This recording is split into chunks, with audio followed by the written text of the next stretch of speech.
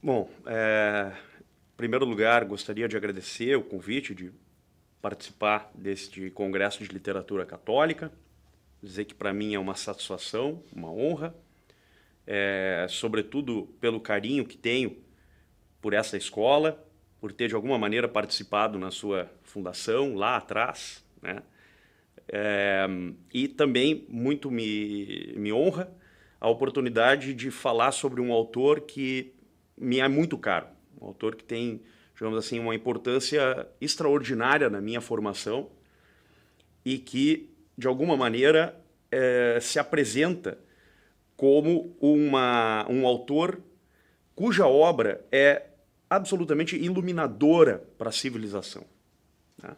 Que é o Dostoiévski.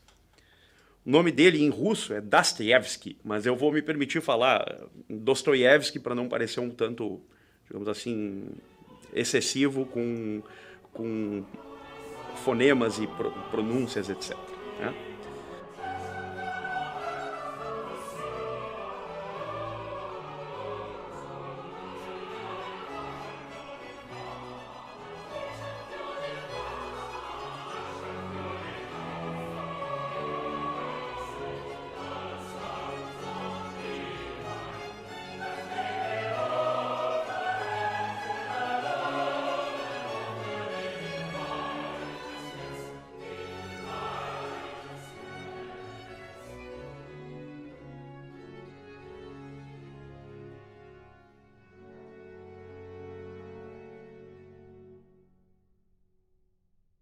Bom, o Dostoiévski é um autor absolutamente único, sui generis, obviamente patrono do que nós podemos convencionar como a literatura russa, porque junto com Tolstói talvez seja o maior escritor de língua russa, né?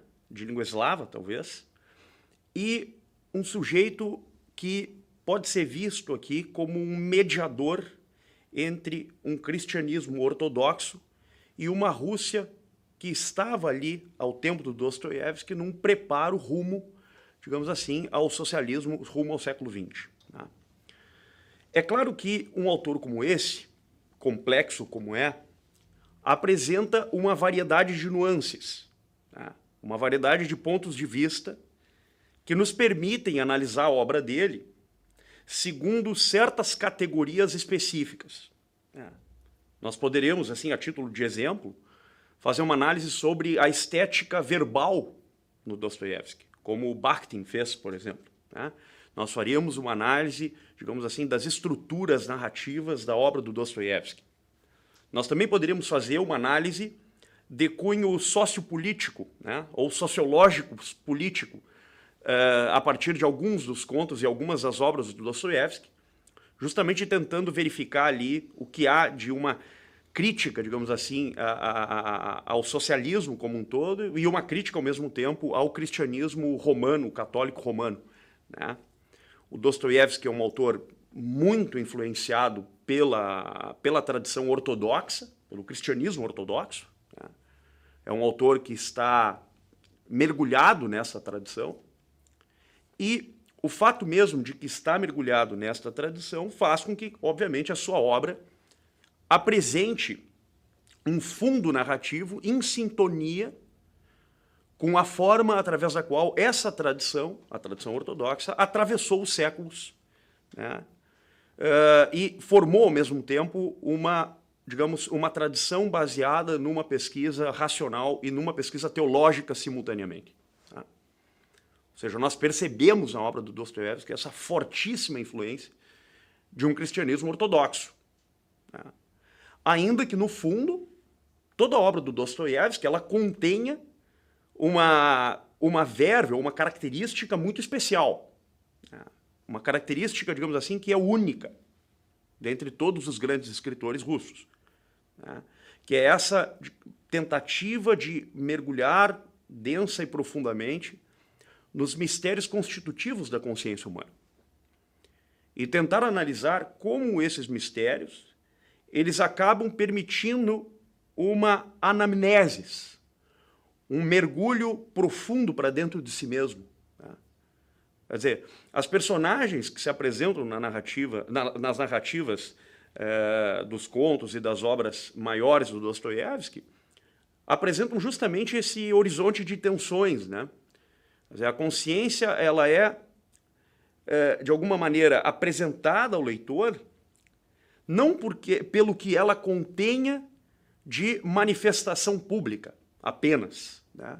Ou não pelo que ela contenha, digamos assim, de elementos causais, né, para cujos efeitos as relações sociais, as relações humanas ali travadas serão necessariamente dirigidas, direcionadas ou provocadas, né, como efeitos que são, para além do horizonte dos personagens. Não apenas isso, mas as consciências analisadas das personagens, elas apresentam um fundo narrativo mais denso de significados, né? Mais denso de significação, o que exige, por sua vez, do leitor, e até a título de convite mesmo, um profundo mergulho para dentro de si mesmo, né?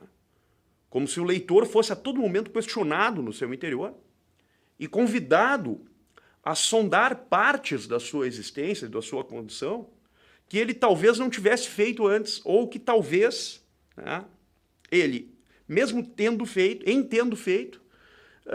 poderia talvez não ter prestado a atenção devida a esses pontos da sua constituição, da sua formação, né? É possível dizer que o Dostoiévski ele é um autor que ele, de alguma maneira, apresenta uma tensão inicial nas suas obras, né? Uma tensão entre a consciência e a personalidade das personagens, né? Quer dizer, a forma como uma personagem é constituída, é apresentada, uma espécie de estética dos afetos humanos, né, que se manifesta de pronto, e depois o mistério que sobrevém logo em seguida, que convida o leitor a entrar num campo mais denso, né, um campo que exige uma entrada mais significativa para dentro desses personagens e que não se resolve apenas naquela estética primeva ou primitiva da personalidade como tal, mas que justamente vai chamar o leitor, solicitar do leitor uma atenção maior a um nível de consciência mais profundo, né? Então, é claro, se nós analisarmos do ponto de vista geral, isso está em maior ou menor medida em todos os contos e todas as obras do nosso autor, né? Quer dizer, em todas elas, essa conexão tensional entre personalidade e consciência já se mostra, já se apresenta.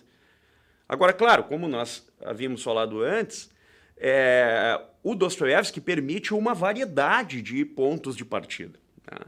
Quer dizer, nós podemos fazer uma análise, por exemplo, da psicologia profunda na obra do Dostoiévski, né?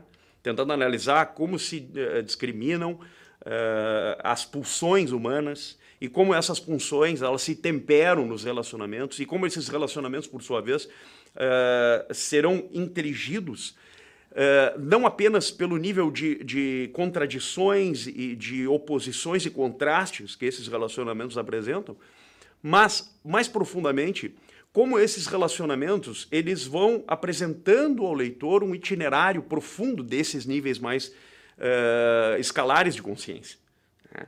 É como se nessas relações a escala cognitiva de apreensão dos sentidos fosse cada vez mais aberta ao leitor, né? Quer dizer, é como se ela tivesse ali mimetizada no início, e à medida que o leitor vai entrando, essa escala vai se ampliando e vai, ao mesmo tempo, né, se mostrando mais claramente para o leitor, né? Então, é óbvio, nós estamos diante de um grande autor, né? E por isso mesmo é muito difícil nós, digamos, estabelecermos um ponto de partida universal na obra dele. O ponto de partida universal só pode ser esse, né, da questão, digamos, da consciência das personagens.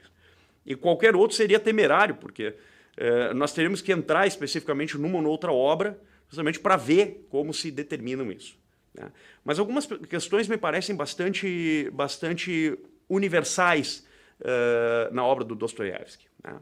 Uma delas, por exemplo, é esse compromisso, né, não só biográfico, mas um compromisso quase de sentido de vida mesmo do autor, com aquela ideia da mãe Rússia, né?